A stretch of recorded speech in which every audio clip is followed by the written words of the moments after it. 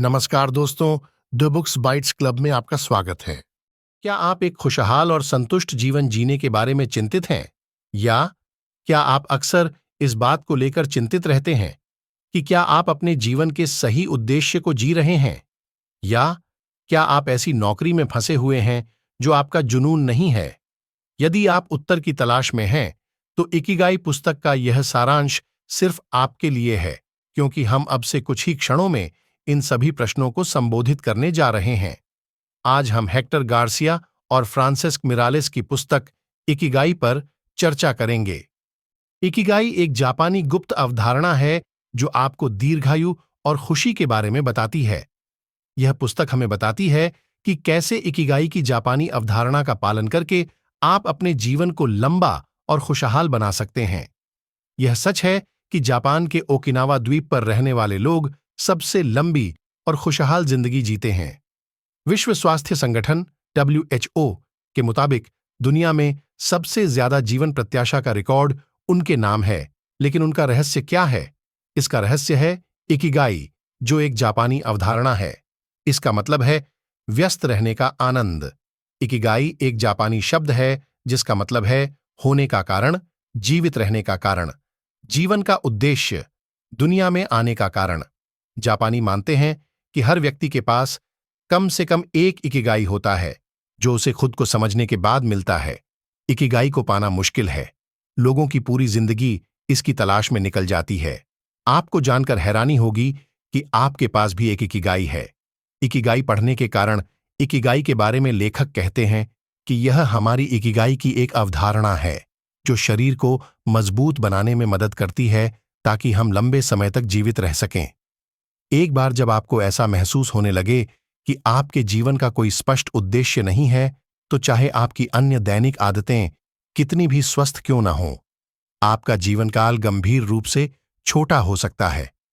और शोध से पता चला है कि जीवन में एक हैक है। एक लक्ष्य रखने से शरीर में सूजन से जुड़े जीन के विकास को रोका जा सकता है। साथ ही कोशिका मृत्यु की प्रक्रिया को धीमा किया जा सकता है। इसके साथ ही इस पुस्तक के लेखक हमें निम्नलिखित कारण बताते हैं। इससे पहले कि हम आगे बढ़े, अगर आप इस चैनल पर नए हैं तो इसे सब्सक्राइब करें और कमेंट करके हमें बताएं कि आप अगली किताब किस विषय पर सुनना चाहेंगे। चलिए शुरू करते हैं। एक, यह उद्देश्य दर्शाता है। यह एक बेहतर नौकरी पाने या घर खरीदने, कोई खास व्यंजन पकाने या परीक्षा पास करने जैसा छोटा काम हो सकता है, लेकिन यह हमें सक्रिय रहने में मदद करता है, क्योंकि हमारे लक्ष्य चाहे कितने भी बड़े या छोटे हों, हमें आगे बढ़ने में मदद करते हैं, जिससे हम सक्रिय और खुश रहते हैं। लेकिन किसी भी चीज को शुरू करने के लिए सबसे पहले उसके बारे में जानना और उद्देश्य तय करना जरूरी है, क्योंकि स्वास्थ्य, धन या व्यवसाय शुरू करने के लिए समय आवंटित करना महत्वपूर्ण है। लेखक अपनी कहानी बताते हुए कहते हैं कि जब उन्हें अपने बड़े लक्ष्य का भान हुआ, तो उन्हें उससे जुड़े हर छोटे बड़े काम में शांति और खुशी मिलने लगी, और हर कार्य से उन्हें यह एहसास होने लगा कि उनका जीवन सुखमय हो जाएगा, जो आज सच है। इससे उनके मन को भी शांति मिली कि वे एक उद्देश्यपूर्ण और सार्थक जीवन जी रहे हैं। भले ही उन्हें कभी कभी छोटी मोटी असफलताएं भी मिलीं, लेकिन लक्ष्य पर ध्यान केंद्रित करना उनकी खुशी के लिए जरूरी था। 2, यह खुशी को प्रेरित करता है। हम अक्सर अपने व्यस्त जीवन में कुछ सबसे महत्वपूर्ण पलों को मिस कर देते हैं, जिन्हें हम पसंद करते हैं या जिन्हें हमें जीना चाहिए। लेकिन इकिगाई सलाह देता है कि उनके लिए आभारी होने के बजाय हमें अगली बार जब मौका मिले तो उन पलों को जीने पर ज्यादा ध्यान देना चाहिए। यह पुस्तक आपको अपने मन में अपनी सुखद गतिविधियों, अपने सर्वोत्तम क्षणों, वर्तमान क्षणों, यह कैसा दिखता है तथा आप उनमें कितना अच्छा महसूस करते हैं कि कल्पना करने के लिए सुझाव देती है, क्योंकि हम शायद ही कभी इस बात पर ध्यान देते हैं कि वर्तमान में हम कितना अच्छा कर सकते हैं। इसके बजाय हम भविष्य के बारे में चिंता करते रहते हैं। इसलिए समय निकालकर सोचें कि मैं जीवन में कहाँ हूं, मैं कहाँ पहुंचना चाहता हूं, तथा वर्तमान और भविष्य में मानव सुख और मन की शांति के लिए क्या आवश्यक कार्य करने चाहिए। 3, खुशी सादगी में निहित है। जापान के लोग सादगी पसंद करते हैं, कई लोगों ने महत्वपूर्ण आविष्कार किए हैं, किताबें लिखी हैं, शोध किए हैं और बड़ी सफलताएं हासिल की हैं, लेकिन वे जीवन में सादगी को महत्व देते हैं। उनका मानना है कि साथ रहने की भावना, सक्रिय दिनचर्या, शांतिपूर्ण, स्वस्थ, खुशहाल और लंबे जीवन के लिए महत्वपूर्ण है। इसके अलावा जापान के ओकिनावा निवासी दयालुता का प्रतीक भी देते हैं। 4. यह स्वास्थ्य जागरूकता को बढ़ावा देता है। इकिगाई पुस्तक हमें स्वस्थ रहने के बारे में जागरूक करती है। यह हमें सक्रिय रहने के लिए शरीर को लगातार हिलाने और उसे वर्तमान में बनाए रखने के लिए कहती है। आप कार्यालय में अपनी पंक्ति में चल सकते हैं या टहल सकते हैं या अपनी इच्छित गतिविधि कर सकते हैं। 5. यह सकारात्मकता बढ़ाने में मदद करता है। इसके अलावा यह पुस्तक हमें मनचाहा काम करने और सकारात्मक सोच सिखाते हुए सकारात्मक बने रहने में भी मदद करती है। अपना इकिगाई खोजें। यहां आपके इकिगाई को खोजने के लिए सुझाए गए 12 चरण दिए गए हैं, जिनके बारे में हम विस्तार से बात करेंगे। हर चरण को बहुत ध्यान से समझें, क्योंकि हर कदम आपकी जिंदगी को पूरी तरह से बदल सकता है। चरण 1, जीवन का अर्थ क्या है? आपके जीवन का अर्थ क्या है? यह सवाल हम सभी को कभी न कभी परेशान करता है। क्या आप इस पर गौर कर सकते हैं? अगर आपको अपने जीवन का उद्देश्य मिल जाए, जीवन का वह उद्देश्य जिसकी हमें तलाश है, तो समझ लीजिए, सुबह उठने और रात को चैन से सोने के लिए कोई न कोई वजह मिल ही जाएगी। एक ऐसा उद्देश्य जो जीवन भर आपकी खुशियों की वजह बन सकता है। इकिगाई इसी चीज को खोजने में मदद करता है। इस तरह से अपना इकिगाई खोजने के लिए आपको अपने आप से ये 4 प्रश्न पूछने चाहिए। प्रश्न 1, प्रेम क्या है? यह सवाल शायद सबसे आसान है। इसके लिए सोचें कि आपको कौन सा काम सबसे अच्छा लगता है, जिससे आपको ऊर्जा मिलती है, जिसे करने में आपको मजा आता है। ऐसा करने से आप ऊर्जावान और स्फूर्तिवान बने रहते हैं। यह कुछ भी हो सकता है, जैसे पेंटिंग, गाना, खाना बनाना, पढ़ाना, पढ़ना, घूमना या मेरी तरह यूट्यूब वगैरह। कोई भी ऐसा काम जो आपको बहुत आकर्षित करता हो। यह आपका ऑफिस का काम हो सकता है, पारिवारिक काम हो सकता है, यह आपकी रुचि हो सकती है। प्रश्न 2, आप किसमें अच्छे हैं? आप किस काम में अच्छे हैं? आप किस काम में माहिर हैं? आपके पास कौन से हुनर हैं? आप किसमें पहले से ही स्वाभाविक रूप से अच्छे हैं, या आपको उसे करने और सीखने में रुचि है? हर किसी के लिए यह अलग अलग हो सकता है, इसलिए ऐसा काम खोजिए जिसमें अगर थोड़ी बहुत नेचुरल स्किल भी हो, परफेक्शन न भी हो, तो भी उसे करते करते धीरे धीरे आ जाए। प्रश्न 3, क्या आपको इसके लिए भुगतान मिलता है? अगर आप सिर्फ प्यार और भलाई की बात करते हैं, तो आप कुछ भी करना पसंद कर सकते हैं। लेकिन यह वैकल्पिक है कि इस काम के लिए आपको पैसे दिए जाए।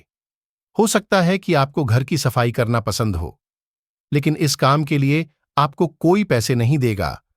इसलिए कुछ ऐसा काम ढूंढिए जिसकी दुनिया को भी जरूरत हो, ताकि वे आपको बदले में पैसे दें। प्रश्न 4, विश्व को क्या चाहिए? इसके लिए आप देखें कि जिन लोगों को आप पसंद करते हैं, उन्हें किसी चीज की जरूरत है या नहीं। तो दुनिया को इनसे क्या चाहिए जिससे उनकी समस्या का समाधान हो सके, ताकि आप अपने पसंदीदा काम के जरिए लोगों की समस्याओं का समाधान कर सकें और पैसे कमाकर अपनी जीवन शैली को बेहतर बना सकें। चरण 2, इकिगाई को जानना और वृत्त को जानना। 1, जुनून को जानें। पहले और दूसरे घेरे के बीच जो अपेक्षित है, उसे आपका जुनून कहते हैं, यानी जो काम आपको पसंद हो, जिसमें आप अच्छे भी हों, उसे करें, उसे आपका जुनून कहते हैं। 2, प्रोफेशनल सर्किल दूसरे और तीसरे घेरे के बीच में आपका पेशा अपेक्षित है, यानी वह काम जिसमें आप अच्छे हैं। 3, वोकेशन सर्किल तीसरे और चौथे चक्र के बीच जो अपेक्षित है, वह आपका व्यवसाय है, यानी जिस भी काम के लिए आपको पैसे मिल सकते हैं। उसी स्थिति में अगर दुनिया को भी इसकी जरूरत हो, तो यह आपका व्यवसाय बन सकता है। 4, मिशन सर्किल चौथे चक्र और पहले चक्र के बीच जो अपेक्षित है, वह आपका मिशन है। दुनिया को इसी की जरूरत थी, आपको वही काम करना पसंद था, तो वह आपका मिशन बन जाता है और दोनों को फायदा होता है। इस तरह अगर आपकी जिंदगी में कोई ऐसा काम है जो आपको करना पसंद है, आप उस काम में दूसरों से बेहतर भी हैं, तो आपको पैसे भी मिल सकते हैं और आपके हिसाब से दुनिया में लोगों को उस काम की जरूरत भी है। इतने सारे काम को जापानी में इकिगाई कहते हैं। एक खुशहाल और संपूर्ण जीवन जीने के लिए आपको अपना इकिगाई खोजना होगा, और जब आप अपने जीवन में अपना इकिगाई देखेंगे, तभी आप एक संपूर्ण जीवन जी पाएंगे। अन्यथा जीवन में हमेशा कुछ न कुछ अधूरा रह जाएगा। और इन सब के लिए पूरी ईमानदारी के साथ आपको इन 4 सवालों के जवाब खोजने होंगे। चरण 3, अपना इकिगाई कैसे खोजें। सबसे पहले एक बड़ा वर्ग बना लें, फिर उसे 4 बराबर वर्गाकार भागों में बांट लें। पहले खाने में लिखें, मुझे यह काम पसंद है और मैं इसमें एक्सपर्ट भी हूं। आप इसमें वो सारी चीजें लिखें जो आपको करना पसंद है और आप उनमें एक्सपर्ट हैं। दूसरे खाने में लिखिए, मुझे यह काम पसंद है, लेकिन मैं इसे अच्छे से करना नहीं जानता।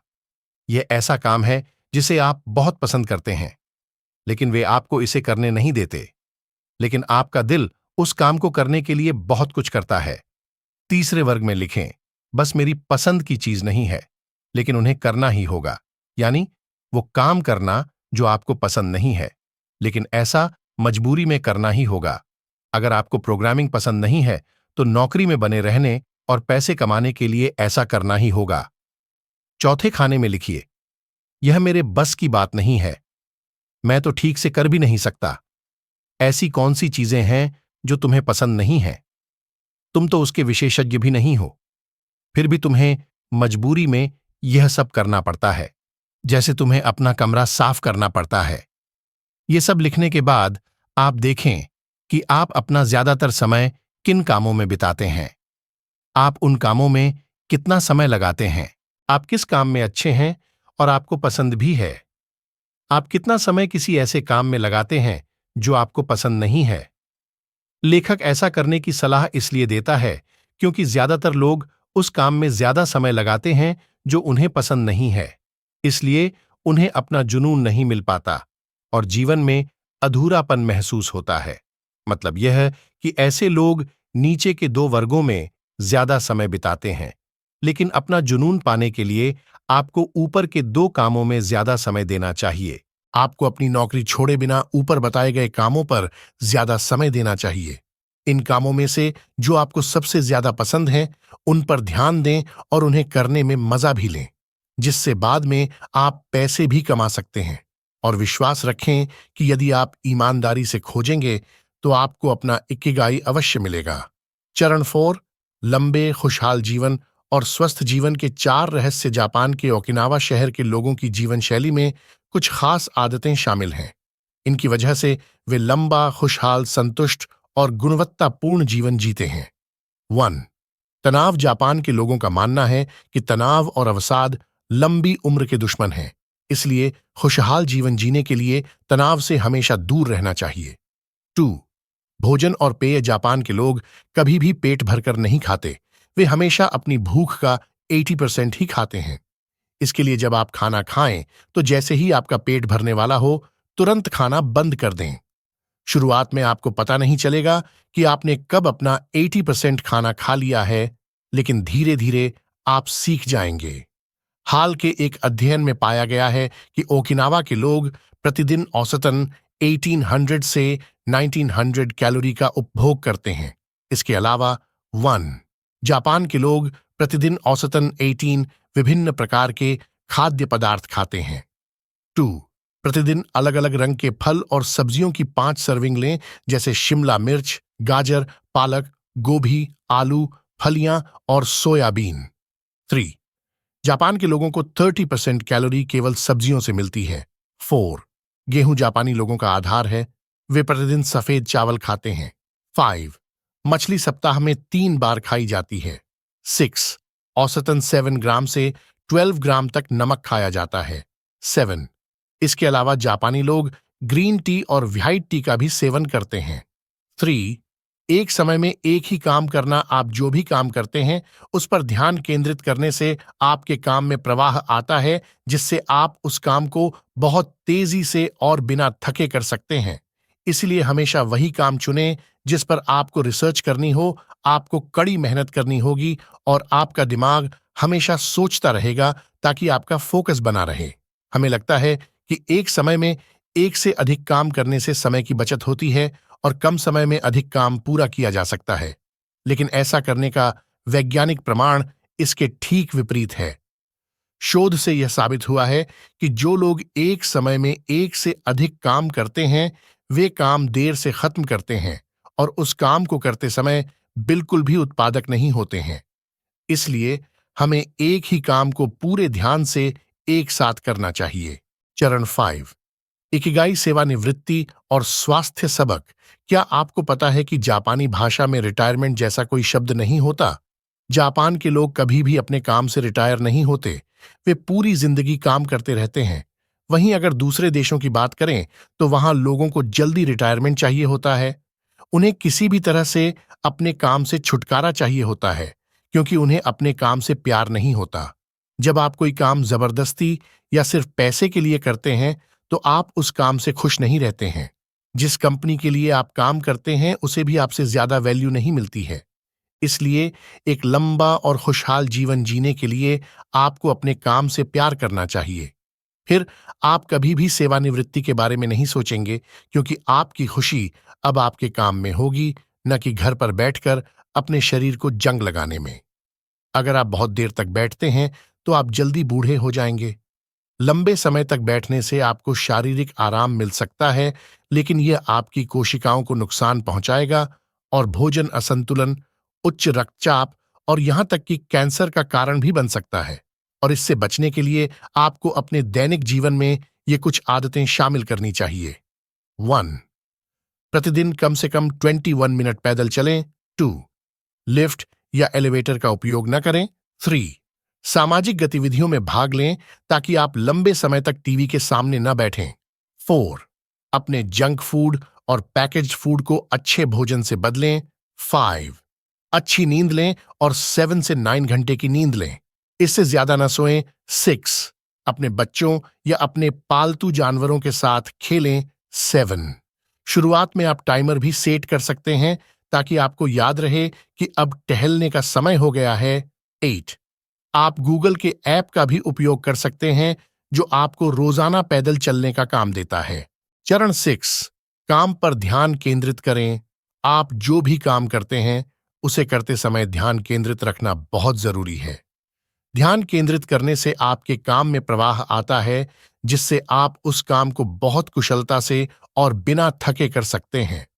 काम में फोकस और प्रवाह लाने के लिए आपको निम्नलिखित बातों का पालन करना चाहिए। 1, कड़ी मेहनत चुनें। जैसा कि हमने पहले भी चर्चा की है, हमेशा वही काम चुनें जिस पर आपको रिसर्च करनी है। आपको कड़ी मेहनत करनी होगी और आपका दिमाग हमेशा सोचता रहना चाहिए ताकि आपका फोकस बना रहे। ध्यान रखें कि ऐसा कोई काम न चुनें जो आपकी क्षमता से बाहर हो और आपके लिए उसे करना इतना कठिन हो कि कुछ दिनों बाद आप उसे करना ही छोड़ दें। जो आपके लिए आसान है उसे भी न करें, क्योंकि इससे आप बोरियत महसूस करेंगे। उसे करना ही बंद कर दें। 2, स्पष्ट उद्देश्य। किसी भी काम को शुरू करने से पहले आपको उसे करने का एक स्पष्ट उद्देश्य रखना चाहिए। आपको क्या करना है, कब करना है और क्यों करना है, ये सारी बातें आपको पहले से पता होनी चाहिए। एक डेडलाइन होनी चाहिए ताकि आप उसे समय पर पूरा कर सकें और उसे आगे न टालें। 3, केवल एक कार्य, और जैसा कि हम पहले भी जान चुके हैं, एक समय में केवल एक ही काम। चरण 7, इकिगाई के माध्यम से सफलता के 10 छोटे नियम। 1, अपने आप को अच्छे दोस्तों के साथ रखें। 2, जीवन को धीमी गति से जिएं। 3, खाते समय अपना पेट पूरा न भरें। 4, अपने शरीर को सुडौल बनाएं। 5, वर्तमान में रहें। 6, सदा मुस्कुराते रहें। 7, सक्रिय रहें, सेवानिवृत्त न हो। 8, प्रकृति से जुड़े। 9, कृतज्ञ होना सीखें। 10, अपना इकिगाई खोजें और उसका पालन करें। चरण 8, ओकिनावा के बुजुर्ग की सलाह। बुजुर्गों के पास अपने वर्षों के अनुभव से दुनिया के साथ साझा करने के लिए बहुत सारी बुद्धिमत्ता होती है। हम में से युवा लोग कभी कभी दिखावा कर सकते हैं कि हम सब कुछ जानते हैं, लेकिन हमें जीवन के बारे में जरूरी बातें हमसे बड़ी पीढ़ियों से सीखनी चाहिए जो हमसे बेहतर जानते हैं। और साथ ही जो आपके पास है उसके साथ जीवन का आनंद लेने पर ध्यान केंद्रित करें, न कि जो गलत हो रहा है या नहीं हो रहा है उस पर ध्यान केंद्रित करें। ऐसा करने का सबसे बढ़िया तरीका है अपने आसपास के सभी लोगों से जुड़ना, यहां तक कि अजनबियों से भी। और यही ओकिनावा के पुराने लोग सुझाते हैं। मुस्कुराएं और हर किसी से खुलकर बात करें। इससे विकसित होने वाला मैत्रीपूर्ण रवैया आपको जीवन भर कई लोगों के साथ मित्रता विकसित करने में मदद करेगा। ओकिनावा के बुजुर्ग भी ऐसे प्रेमपूर्ण रिश्ते बनाने और उन्हें बनाए रखने की सलाह देते हैं। दोस्त बनाने के बारे में अधिक जानने के लिए कृपया दोस्त कैसे बनाएं और लोगों को कैसे प्रभावित करें का सारांश पढ़ें। लिंक नीचे दिया गया है। चरण 9, पूरे दिन चलते रहें। ओकिनावा के निवासियों का सुझाव है कि स्वस्थ रहने के लिए आपको कोई खेल खेलना या दौड़ना जरूरी नहीं है।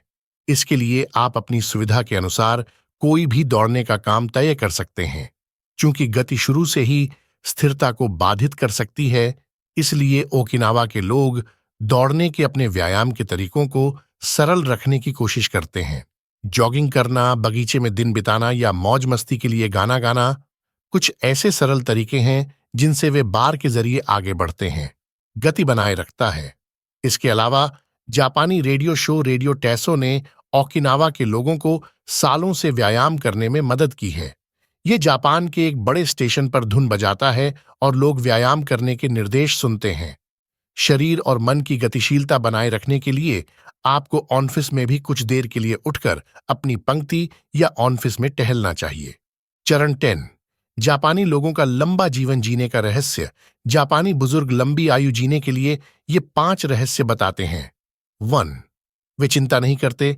लंबी उम्र का राज चिंता न करना है और अपने दिल को जवान बनाए रखने के लिए उसे बूढ़ा न होने दें।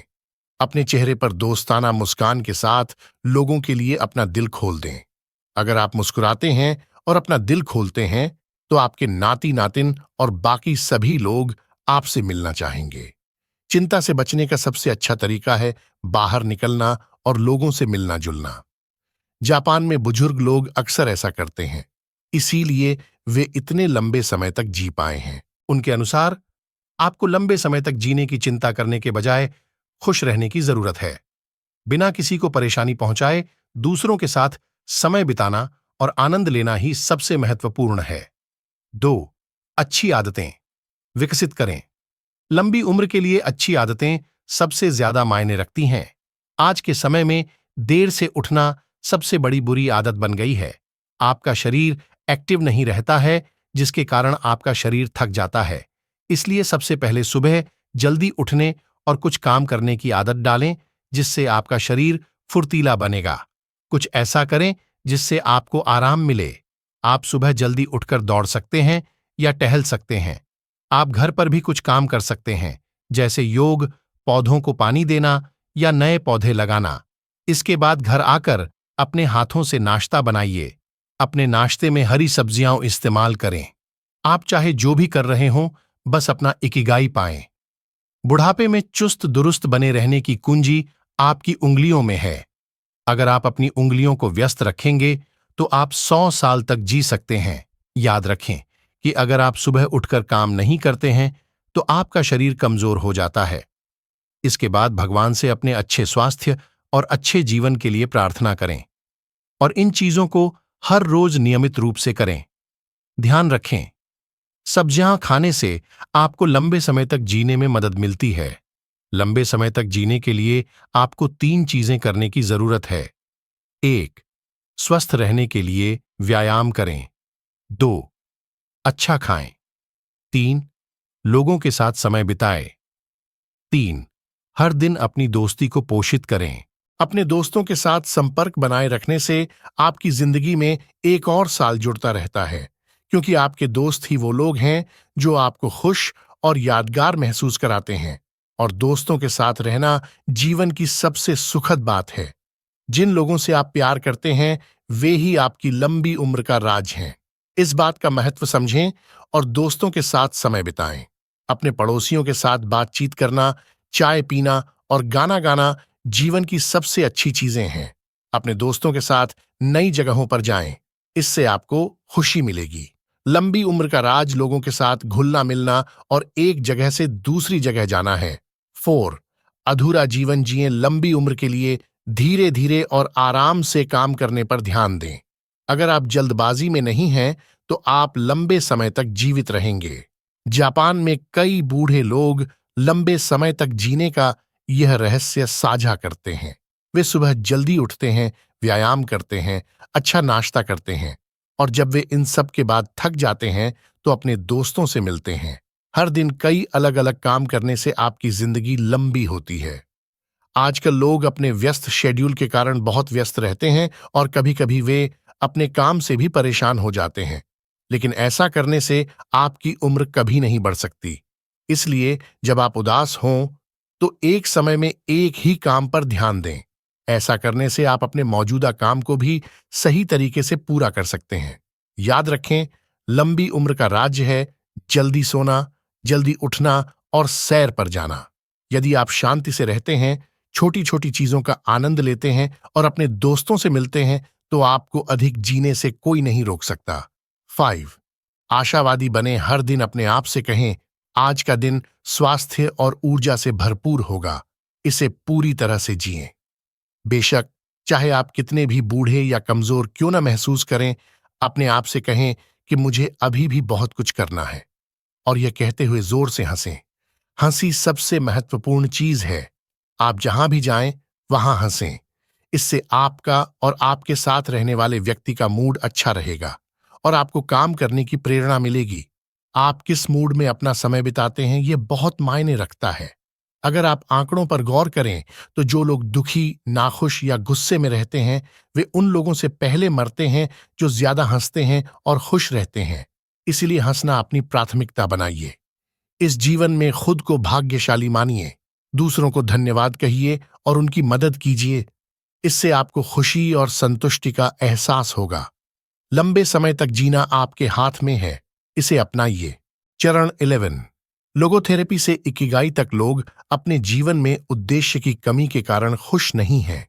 जीवन में अर्थ की कमी के कारण जीवन सार्थक नहीं लगता और यह आपके दुख का कारण बन जाता है, जिससे लंबे समय तक खुश रहना असंभव हो जाता है। यहां तक कि कई लोग उम्मीद छोड़ देते हैं और आत्महत्या की कोशिश करते हैं, जो एक बड़ी समस्या है। इस समस्या को दूर करने के लिए आप किताब में बताई गई लोगोथेरेपी तकनीक का इस्तेमाल कर सकते हैं। लोगोथेरेपी यह क्या है? लोगोथेरेपी रोगियों को अपने न्यूरोसिस का सामना करने के लिए सचेत रूप से अपने जीवन के उद्देश्य की खोज करने के लिए प्रेरित करती है। अपने भाग्य को पूरा करने की उनकी खोज उन्हें अतीत के मानसिक अवरोधों की ओर ले जाती है, जो रास्ते में आने वाली सभी बाधाओं को तोड़ती और दूर करती है।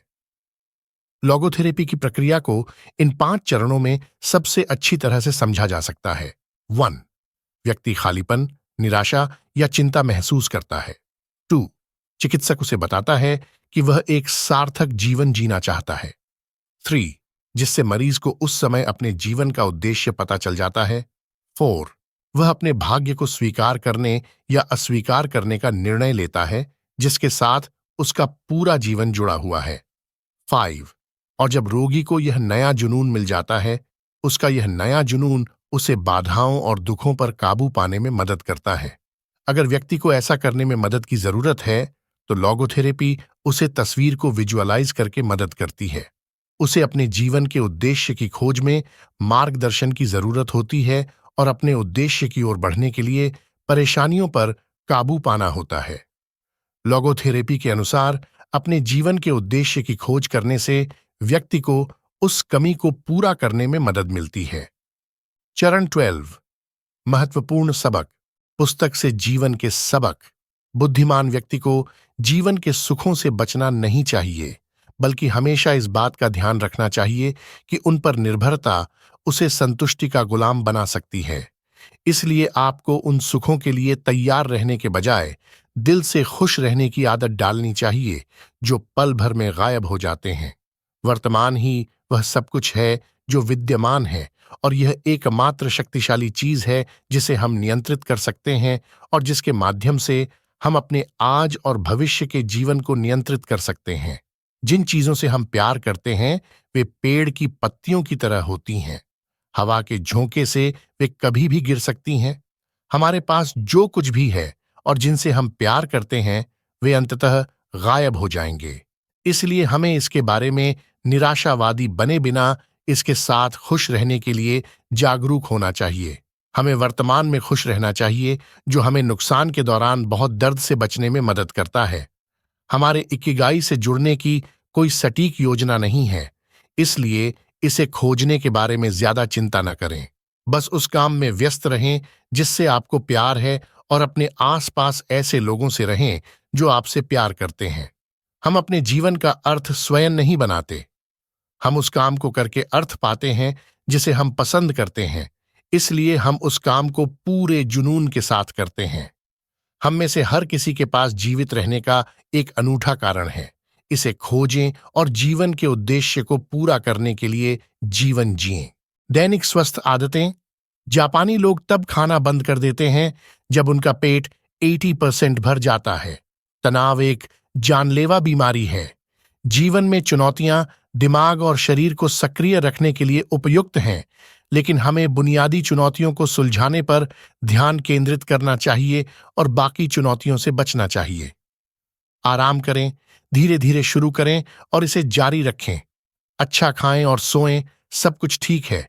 जीवन एक मैराथन है, 100 मीटर की दौड़ नहीं। अपने मन और शरीर को व्यस्त रखें। स्पष्ट उद्देश्य वाले लोग कभी सेवानिवृत्त नहीं होते और अपनी अंतिम सांस तक अपने जुनून के साथ जुड़े रहते हैं। मुस्कुराएं और लोगों से मिलें। कड़ी मेहनत करें, लेकिन अपने इक्किगाई पर। बाकी पर जितना हो सके उतना कम काम करें। बस शुरुआत करें और सबसे सुलभ और सबसे आरामदायक चरणों से शुरुआत करें। समय और जानकारी के साथ इसमें सुधार करते रहें। भोजन संबंधी आदतें। सब कुछ थोड़ा थोड़ा करके खाएं। विविधता बहुत जरूरी है। अलग अलग तरह के खाद्य पदार्थ खाएं, खास तौर पर सब्जियां। इसके अलावा ओकिनावा के लोग चीनी बहुत कम खाते हैं, लेकिन मिठाई या चॉकलेट बिल्कुल नहीं खाते, इसलिए जापान में चीनी जैसी बीमारियां बहुत कम सुनने को मिलती हैं। इसलिए चीनी से बचने और स्वस्थ रहने के लिए आपको भी यह तरीका अपनाना चाहिए। खूब सारे खट्टे फल खाएं। इनमें ऐसे रसायन होते हैं जो कैंसर, मधुमेह और मोटापे को रोकते हैं। निष्कर्ष तो दोस्तों, ये है जापानी लोगों की खुशी और स्वस्थ जीवन का राज, जिसे इकिगाई कहते हैं। हमने सीखा कि जुनून के साथ काम करने में ज्यादा समय, ऊर्जा और ध्यान देना चाहिए। अपने मनचाहे काम से लोगों के जीवन में मूल्य जोड़ना चाहिए, ताकि आप भी अपने जुनून पर काम करें और लोगों की समस्याएं हल हों। और जीवन में एक स्पष्ट लक्ष्य बनाकर उसके लिए जीना चाहिए। मुझे उम्मीद है कि आपने जुनून, खुशी और स्वास्थ्य के बारे में जान लिया होगा। अब इन्हें अपने जीवन में अपनाएं और अपने जुनूनी काम करके सफल बनें। इसके साथ ही हमारी बुक समरी पूरी हुई। मुझे उम्मीद है कि आपको हमारी बुक समरी पसंद आए होगी। अगर हाँ, तो कृपया इसे लाइक और शेयर करना ना भूलें और यहां तक बने रहने के लिए आपका धन्यवाद।